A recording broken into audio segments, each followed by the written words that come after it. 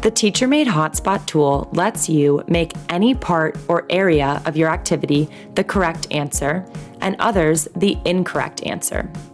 Using it, you can turn anything from pictures to words to whole sentences into an interactive question. Now, there are 3 main steps to creating a hotspot.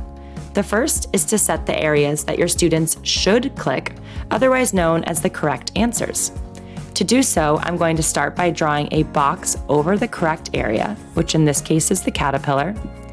And from the pop-up menu that appears, I'm going to choose Hotspot. Once the box has been added onto the activity, I'll need to come up here to my menu bar to choose whether or not my students should click this area or if they should not click the area. Since it is the correct answer, I'm going to choose Clicked. Now, you can have more than one clickable area in a hotspot, that's correct, but in this question's case, it's just the one stage of the life cycle, being the caterpillar. So now let's move on to the second step of creating a hotspot, which is to add the areas that your students should not click. In this case, it's the remaining 3 areas. To add this, I'm going to start by drawing a box over the egg, and then from the pop-up menu that appears, I'll choose Hotspot again. Now this time on my menu bar, I'm going to choose Not Clicked since it's the incorrect answer. I'm going to use my spacebar shortcut here to return to the Hotspot tool. I'll draw another box over the butterfly, and I'll choose Not Clicked again. I'll use my spacebar one more time.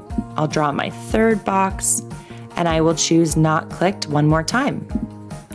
Now these 3 areas are my answer choices that my students can click if they'd like, but that are incorrect if they do click them.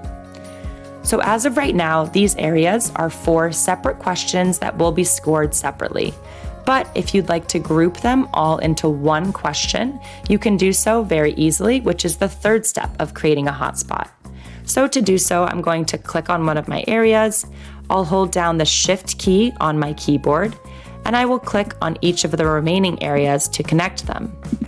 As I do, they'll light up blue, which is letting me know that they are all a part of the same group now.